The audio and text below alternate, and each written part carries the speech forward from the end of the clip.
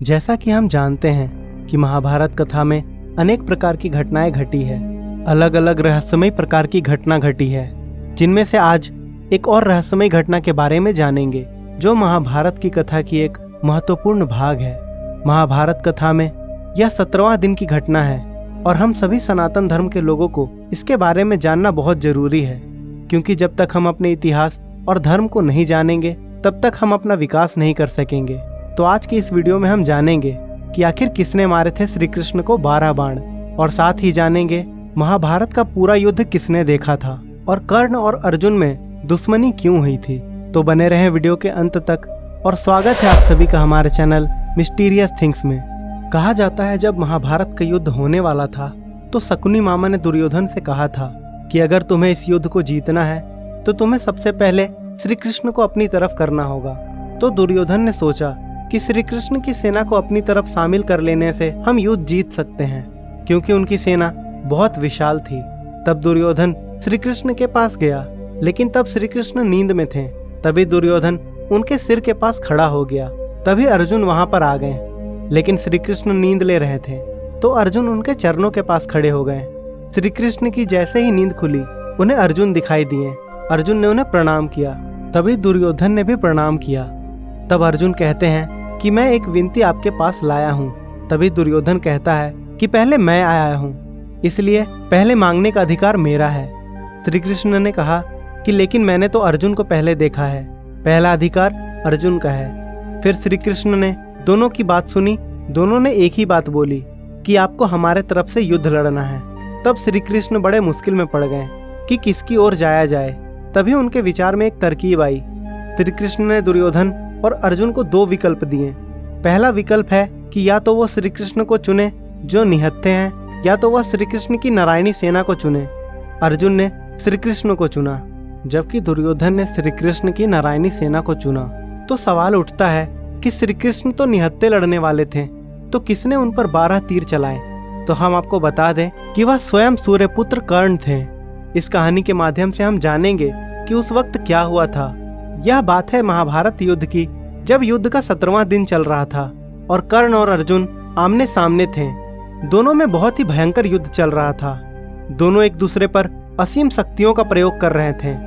कर्ण और अर्जुन दोनों एक दूसरे को खत्म कर देना चाहते थे, क्योंकि दोनों के बीच बचपन से ही प्रतिस्पर्धा थी, क्योंकि दोनों खुद को एक अच्छा योद्धा मानते थे।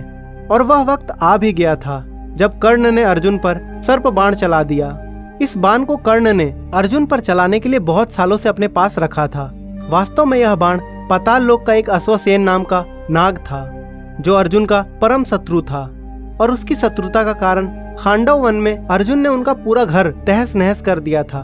तभी से अश्वसेन अर्जुन को मारने की तलाश में था। कई सारे सीरियल में आपने महाभारत में देखा ही होगा कि उन्हें तक्षक नाग मारना चाहता था। महाभारत के अलग अलग भागों में उनका अलग अलग नाम है, कहीं अश्वसेन तो कहीं तक्षक नाग है। अश्वसेन को पता था कि केवल कर्ण ही अर्जुन को मार सकते हैं, इसलिए वह कर्ण की तीर पर जाकर लिपट गया। अर्जुन उस बाण को समझ नहीं पाए, लेकिन भगवान श्री कृष्ण ने उस बाण को समझ लिया और उन्होंने अपने पैरों से रथ के पहिए को जमीन में घुसा दिया, जिससे रथ टेढ़ा हो गया और सर्प बाण अर्जुन के शीश मुकुट को छूकर धरती पर लग गया।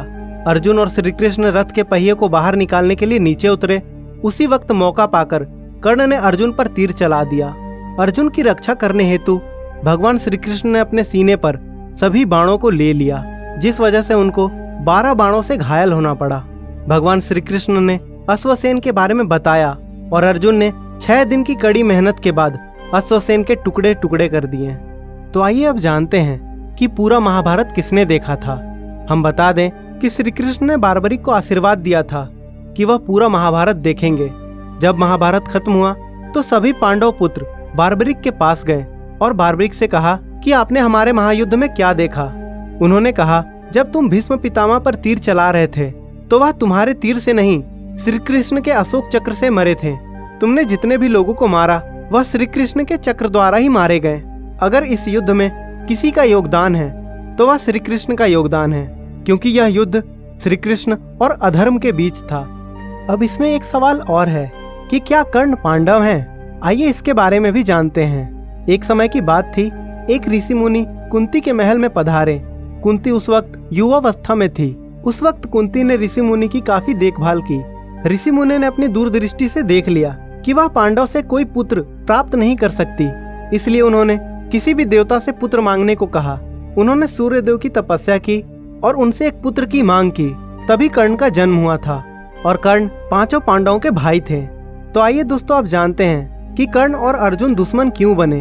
तो दोस्तों, द्रोणाचार्य अर्जुन को सबसे अच्छा धनुर्धर बनाना चाहते थे, लेकिन कर्ण अपने आप को सबसे अच्छा धनुर्धर मानता था और अर्जुन द्रोणाचार्य का सबसे अच्छा शिष्य था। और कर्ण अर्जुन को धनुष विद्या में हराकर द्रोणाचार्य को यह बताना चाहता था कि वह शूद्र पुत्र होकर भी क्षत्रियों से अच्छा धनुर्धर है, क्योंकि द्रोणाचार्य केवल क्षत्रिय को ही शिक्षा देते थे और कर्ण हमेशा दुर्योधन का साथ देते थे।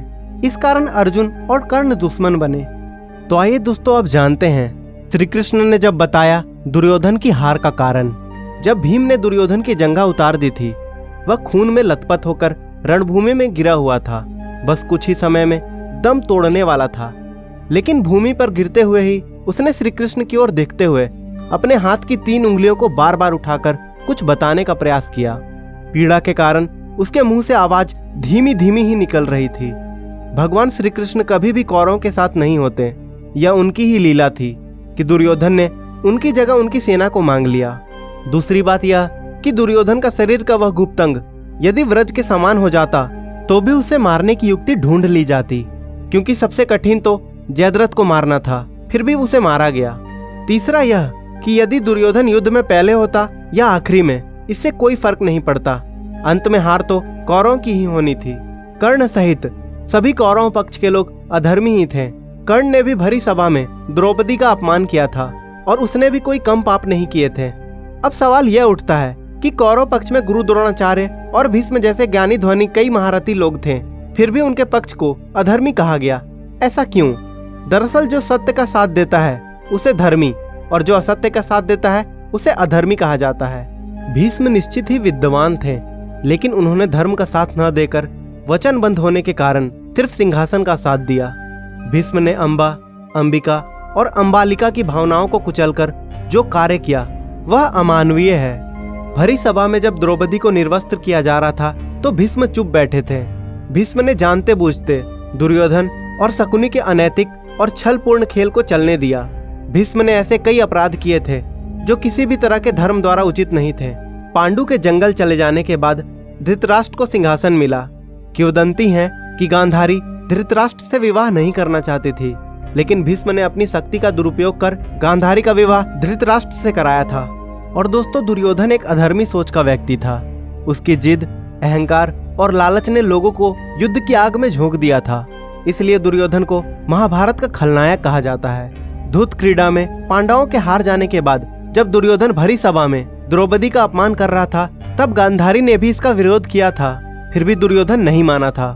यह आचरण धर्म विरुद्ध ही तो था। जब दुर्योधन को लगा कि अब तो युद्ध होने वाला है, तो वह महाभारत के अंतिम समय में अपनी माता के समक्ष नग्न खड़ा होने के लिए तैयार हो गया। महाभारत में दुर्योधन के आचरण और अत्याचार के किस्से भरे पड़े हैं। पांडवों को बिना किसी अपराध के उसने ही तो जलाकर मारने की योजना को मंजूरी दी थी। तो दोस्तों, हमें आशा है कि आपको यह जानकारी अच्छी लगी होगी।